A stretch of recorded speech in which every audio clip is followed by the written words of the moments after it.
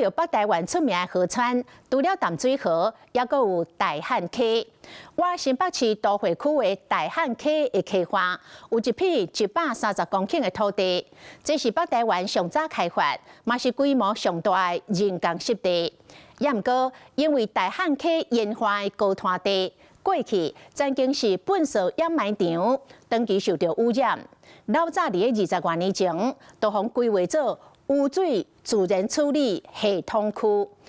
改头换面了后，生态保育甲环境教育顺势甲艺术带入到溪畔，互更较侪人重新来接近这条溪流。继续就要带乡亲走入到大汉溪人工湿地，来看一个社区自然教室的奥妙。人工湿地其实处理的是我们日常的生活污水，去解决我们这样污染的一个问题。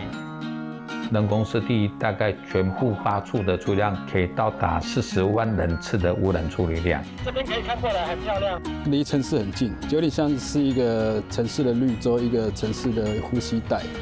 它不是一个很有距离感的，反而应该是很亲切的。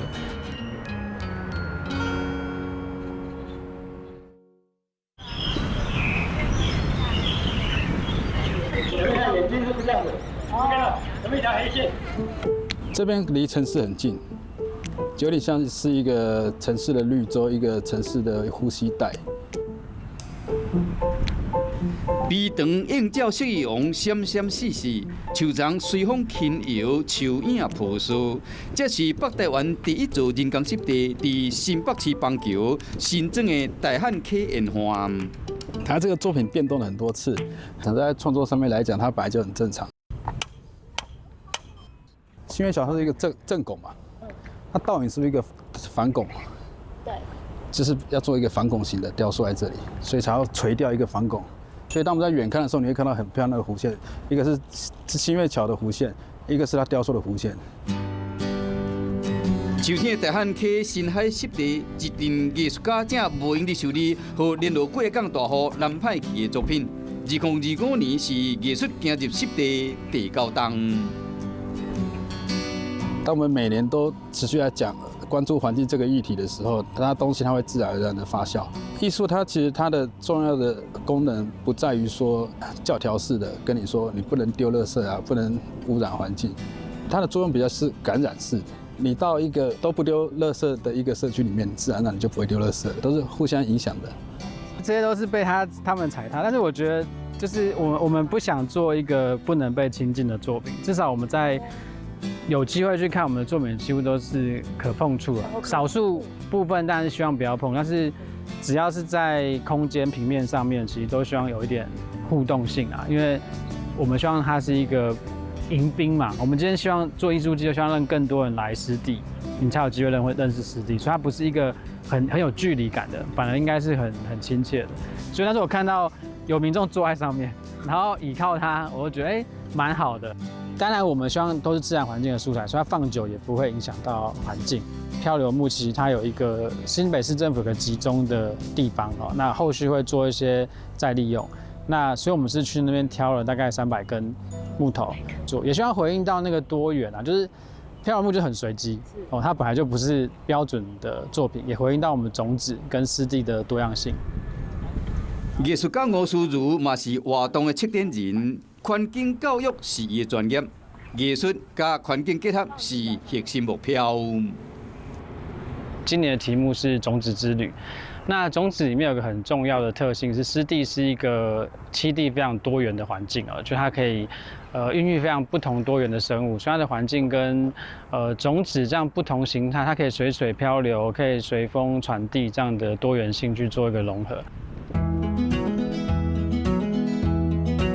它其实是一个具有污水净化功能的人工湿地，那它的幅员非常的广大，所以它其实到后期也发展成为市民运动或休闲很重要的一个空间。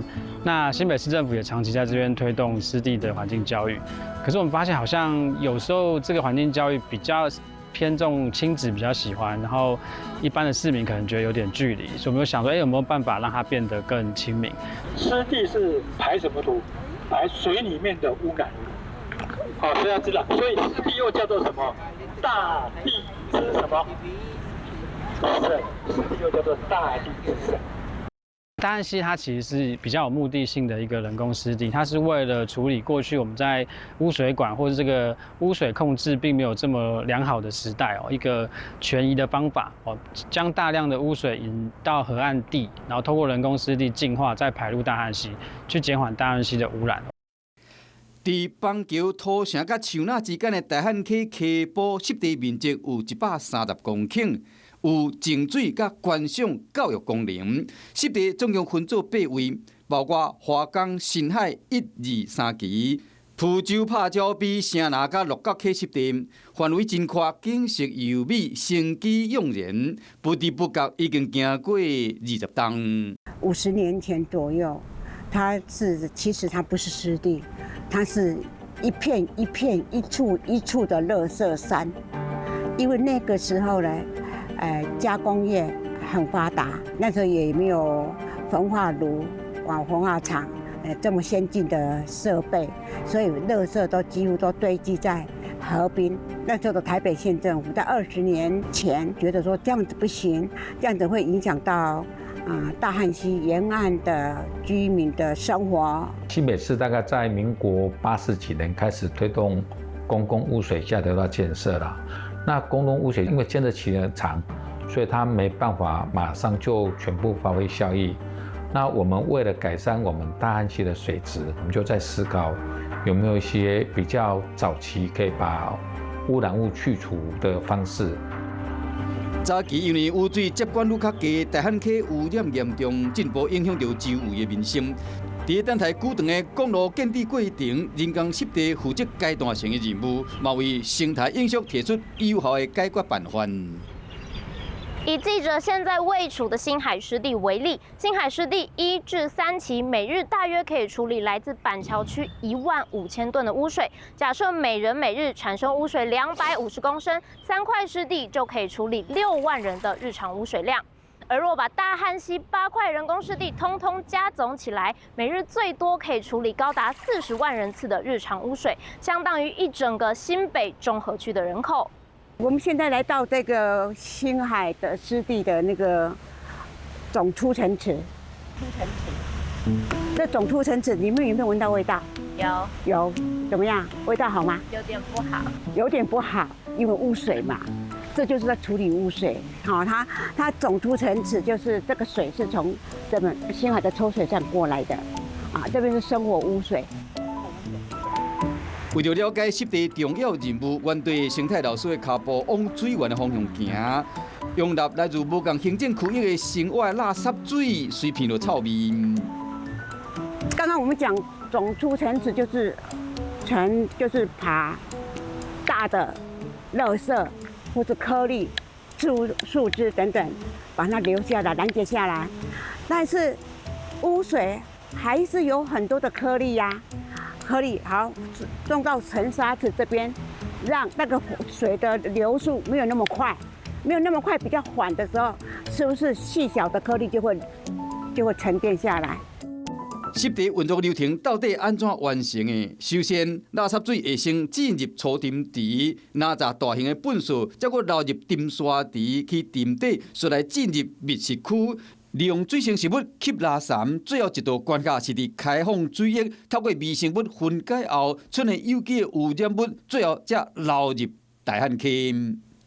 这区种的是高茎作物芦苇，它是有拦阻那个颗粒。因为它的茎很密嘛，有没有？基本上我们会选择耐污性的植物了哈。那在我们环教经验来看，像陈列池是污水进来的低池，通常比较脏哈。那到密植区大概会去除中，水色就比较干净，味道也降低。这片湿地培育茂盛的水生环境。人工培育加上自然形成的啉水食物，造就大汉溪周围丰富的生态样貌。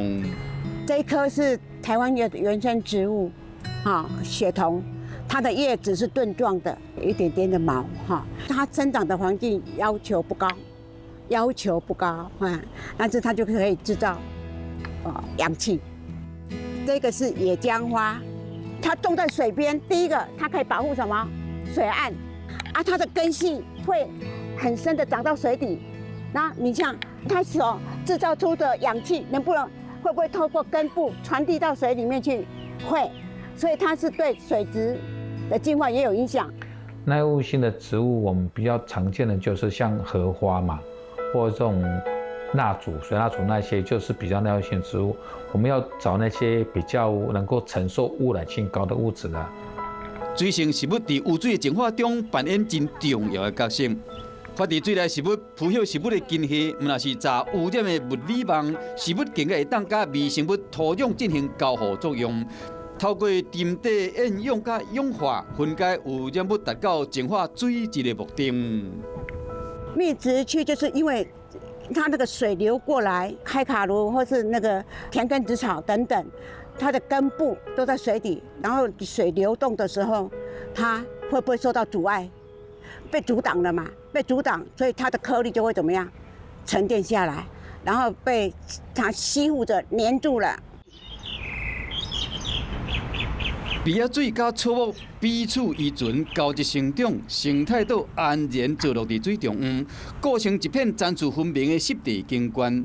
这藏伫水底啊，甲草本湿地之间是更较侪生命混染。这边有一个生态岛，主要的功能是什么呢？就是让生物、鸟类啦、昆虫啦、蛙类啦，可以在那边不受人为的干扰。同样是群甲水域，嘛是都市中真罕见的讨食地。当年拢有过冬鸟伫浅水的半路停留，游准、蜡叶、红尾碧螺，拢捌伫湿地出现。刚刚你们看到红冠水鸡了吗？那为什么叫水鸡？为什么不叫水鸭？它明明在水里面、水上面游泳啊，有啊，没有啦，因为它没有蹼啊，它的脚，这个脚都是像鸡爪一样啊，所以它是水鸡啊。冠就是这个地方，这个地方是红色的叫红冠，如果这个地方是白色的叫白冠它，你看它会吃水里的什么昆虫，也会吃一些植物。都会区毕竟绿地比较不够，他觉得在野外除了我们去运动之外，看到这种自然的水域，那我们冬季有鸟类，它自然就会被我们吸引过来。当初为着净化污水而打造的特殊环境，意外造就了一片都市绿洲。湿地任务嘛对时间的演进大大转变。水质或者是地下水的接管率提高了，生活的污水有一些是没有了，就是直接排到污水处理厂去做处理了。那现在的就慢慢的要把它转型了。北纬人工湿地伫2010年隆重完工，新北市的公共污水下水道的普及率当时敢若25.1%，不过随着下水道工程建制豆豆完善，普及率嘛随之提升。2025年已经达到70.9%。随着我们新北市那个接管率的提升对我们人工基因的维护重点上会比较着重在生态的营造，但是毕竟污染还没有100%达成以前，它是有少部分的污染的去除的功能我们也借机在持续的跟民众宣导这个污染去除的环保的重要性。接管率提升，和湿地走向转型之路。昆虫它进来的时候，为了要吸它的身上可能有花粉，然后它可以怎么样沾到它的柱头，就怎么样受益。很多的植物，很多的动物，都是跟我们的学习有相关在这个湿地里面的维护环境，让环境能够永续，这也是我们要教育的、要学习的那我们现在有2个艺术，3个艺术，那个也是种子，对不对？你们看，上面有几个东西。在吵闹的都市中，伊毋若是一片绿意盎然的区域。大汉溪湿地为污水守门员华丽转身，成为一座生在自然的环境教室。嘛，伫都市中展开令人耳目一新的角色任务，加生态使命。